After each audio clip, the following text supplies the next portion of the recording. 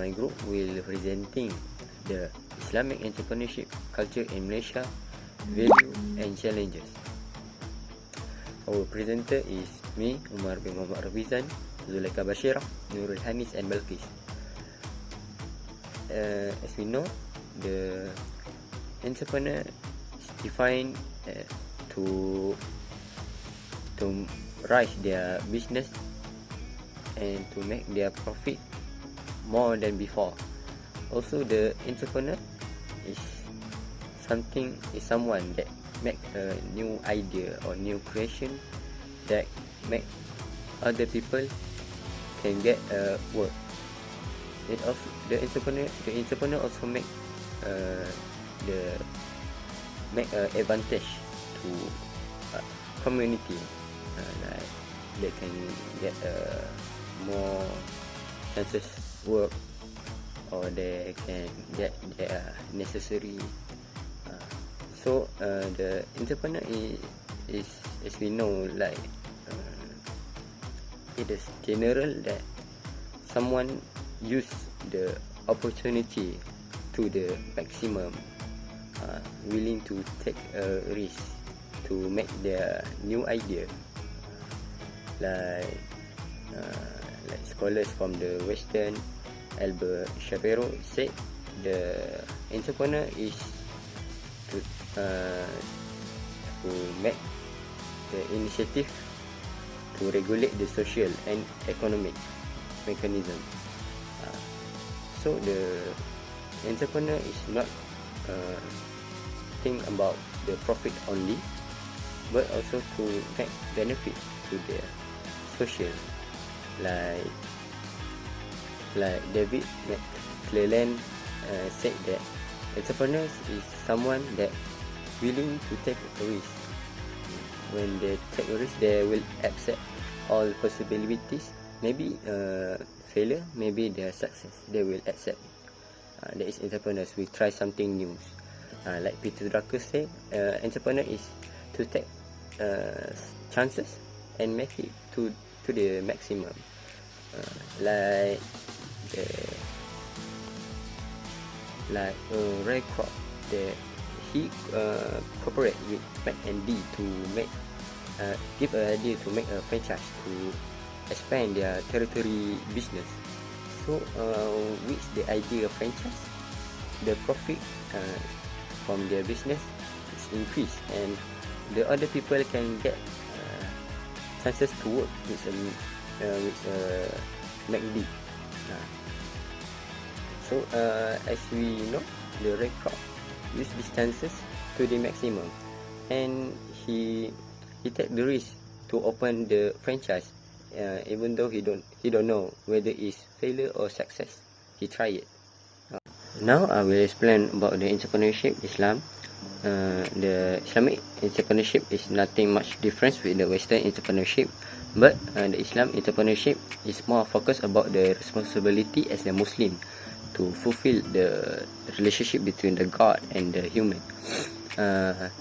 The entrepreneur is not only about the business or create a new creation, or to make to create own dynasty, but it also can be a form of our worship, or we call it ibadah. Like we can avoid the riba or gharar, or we can make a sadaqah from our profit. In Islam also discuss about to apply the good values in Islam, like akhlak or adab, to apply in entrepreneurs. This can change the mindset of our community that think entrepreneurs is about the business. All their care is about the profit. But when we apply the good values or akhlak or adab, we can show that Islam is beautiful. Islam is protect our human rights. But the most top priority that all Muslims must protect is Sharia and Tawheed. At all matters, they must put Tawheed and Sharia is the top priority. So we see at the definition of entrepreneurship from Islamic scholars that Ibn Khaldun, Siddiqui and Al-Qaradawi, they said the entrepreneurship is something form of worship. Like I said before, Ibn Khaldun said the entrepreneur is a process to make a money, to make our profit get more. These three scholars that I stated is nothing much different. They also discuss about the importance to apply the good values in Islam in entrepreneurs, like to help the community or the society. So it has difference between definition of entrepreneurship between Western and Islamic. As our Islam, as our religion is Islam, as a Muslim, we have Aqidah, Tawheed, Islam, Sharia. We must put this as the priority in all matters. It's different. It's different when Western, they will face any situation, they will take any chances that they see and they monopolize it. They, like I said before, they take chances and make it to the maximum. Also, Islam entrepreneurship discuss about to apply the good values in entrepreneurs. Whether in Western, they just think the entrepreneur is the work or just a business or just the new ideas to create and give more profit to them. So that just some research from me. So we jump to the next presenter. Today I will present about a difference of Islamic entrepreneurs academic era. There are three eras, which is Rasulullah's era, colonizers era, and modern era. Rasulullah's era. Rasulullah was an icon at that time. This is proven that entrepreneurship is strategic career that Muslims need to appreciate it. The glory of Islam continues to be supported by a group of entrepreneurs consisting of companion and tabi'in. The nature of Rasulullah and his companion is the nature of zuhud, like the Islamic millionaires Abdurrahman bin Auf. Who Abdurrahman bin Auf? He is a millionaire Islamic, which is he spent all his property on the path of goodness. So let's see about his criteria. First is seek knowledge and get experience. He always find more knowledge with others' companion and traveling to gain experience. Second, leadership through motivation and generosity.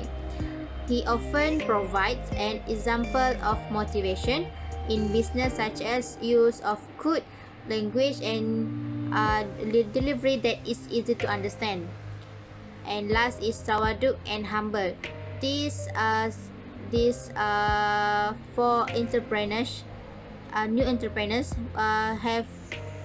need to have tawaduk and humble. Abdurrahman bin Auf, he is known as a humble person. I already said it just now, because he spent all his property on the path of goodness. Second is colonizers era, which is, as we can see in historical factor, which is British colonizers. First is trade activities are dominated by Chinese, Indian, Arab, and European, which is foreign traders. The Chinese dominated cities, while Indian dominated farm, and the Malay people just live in the village without any transaction, because at that time British not allow all Malays to do their own projects, their own activities, trades. The role of Malay Sultan collecting taxes and royalties. That time people of Malay cannot do anything, and Muslim entrepreneurs at that time cannot be grow. But Muslim entrepreneurs become growing flourish during the golden Islamic Malay Sultanate of Malacca. Because of what? Because at that time, Malacca became a trading center that that became the focus of traders all over the world. Muslim entrepreneurs grow at that time, which is in Malay Sultanate of Malacca. In British colonizer, the colonizers not allow Malays to do their own business, which is they cannot do anything because it is subject to British law. Okay, so the last is modern era. Difference in business culture compared to Islamic entrepreneurs. So in this era, there are many entrepreneurs which is from Malays, Chinese, Indian, and so on. Malay Muslim entrepreneurs should put trust in nature, meet the demands of business, and strive to find well on the runway God's willing, which is no corruption, riba, cabling, and so on. Next, external and auxiliary factors that contribute to entrepreneurial success, such as coaching, knowledge, and skill in business. So many trainers, consultants nowadays make a coaching for new entrepreneur to build confidence and handling the business. And last is government assistance that provides many facilities to Muslim entrepreneurs, which is there are many government assistance like zakat, mara, tekut, and so on. They will help for new entrepreneurs to build the business.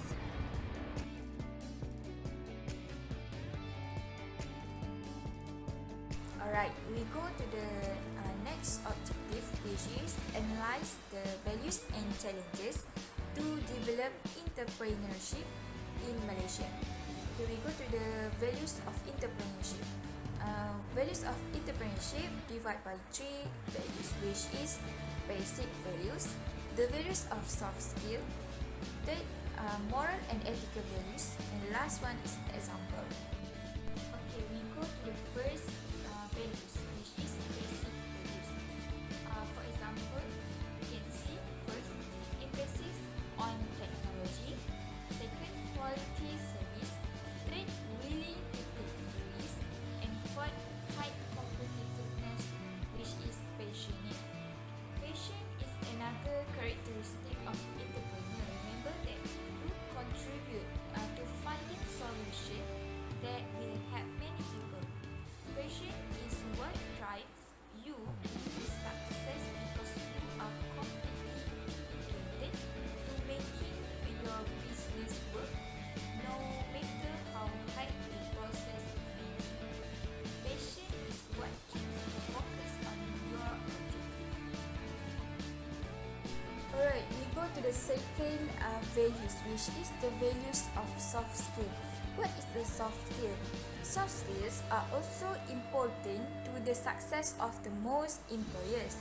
Soft skills relate to how you work, include interpersonal skills, communication skills, listening skills, time management, and empathy, amongst others.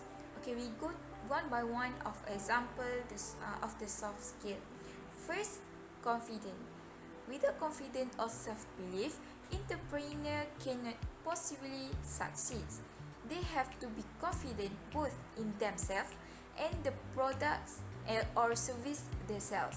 If they believe in themselves, they will have the ability to stay the course regardless difficulties or discouragement. Second, knowledgeable. Take responsibility and leadership. Leadership is very important for entrepreneur because the leader has a responsibility to guide and be a leader for their teammate and also their employee. And the last one is creative and innovative. Alright, we go to the third values, which is moral and ethical values. Here are some examples for moral and ethical values. First, moral and ethical.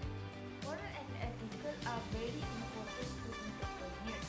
The bad behavior of entrepreneurs will affect the performance of the company, while entrepreneurs who are very good in ethical and moral has high self-confidence and is trustworthy. Second, trustworthy. Being trustworthy is also essential for an entrepreneur in building goodwill and achieving strong customer loyalty. Third, patient. In Al-Quran, Surah Al-Baqarah, verse 153, means believers seek help in patience and in prayer. Allah is with those that are patient. From this verse, Allah tells us to be more patient if there are allegations that happen because Allah loves people who are patient. And fourth, Sharia compliance. Sharia compliance is very closely related and also influenced by Islamic teaching. As a way of life, Islam has taught all things to its people, such as following the Sunnah of the Prophet and messengers. Someone who obeys religious law will be more trustworthy in their life, including in entrepreneurial activities. Next, I will explain about the challenge of Muslim entrepreneurship. In Malaysia, we can say that Muslim entrepreneur does not have a problem to open up a business because Malaysia has a multiracial, multi-religious and multi-ethnic people.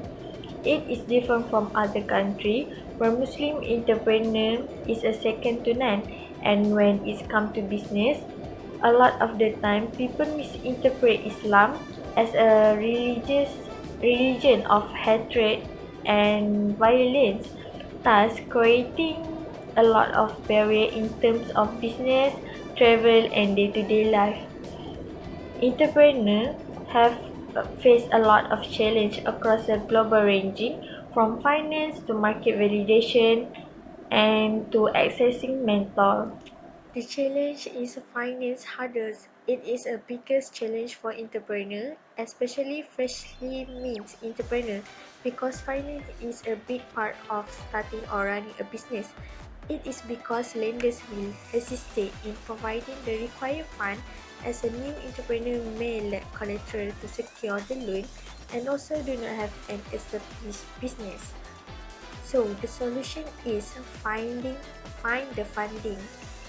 There are various ways in which business can get funding, such as bank loans, venture capitalists, and crowdfunding. There are government-operated banks that are specifically designed for entrepreneurs, such as Tekun, Prosper, PUNB, and etc. As an example, PUNB, all type of business, including retailers and wholesalers. The funding range varies depending on the scheme. There are also some NGOs that help new entrepreneurs in guiding them to get reliable sources of capital generation. Next is ineffective business planning. An entrepreneur who fails to address the needs of the business through a well laid out plan before operation begins are setting up their business for serious challenge. Similarly, a business that does not regularly review an initial business plan, or one that is not prepared to adapt to change in the market or industry. So, to avoid pitfalls associated with business plan, entrepreneurs should have a solid understanding at their industry and competition before starting a company. A company's specific business model and infrastructure should be established long before products, or service are offered to the customer, and potential revenue streams should be realistically projected well in advance. Creating and maintaining a business plan are key to running a successful company for the long term. Last one is a self-doubt. Self-doubt personates itself in awful form and negatively impact business growth. There are some questions that likely pop up in mind as a result of self-doubt. As examples, what if the idea fails? Is it right decision to leave the comfort of the monthly paycheck? What if I do not get the right deal? So, the solution is keep moving on. Maybe you will feel like a giving up initially, but look towards your goal list and keep it up. You have to know that working on daily tasks will contribute towards your lifetime goals, and every day you will be one more step closer to them. As an entrepreneur, you must have a self-confidence so you will stay in the right path. The effect if entrepreneurs fail to face the challenge is bankruptcy, stay in debt, and giving up. If you cannot face the risk, you are not cut out to be an entrepreneur. Even if you do persevere, you will still fail at the same point. It is inevitable for entrepreneurs. You have to pick yourself back up, learn from the failure, and keep giving. Not everyone can do that. If they could, everyone would be an entrepreneur. That's all from us. Thank you.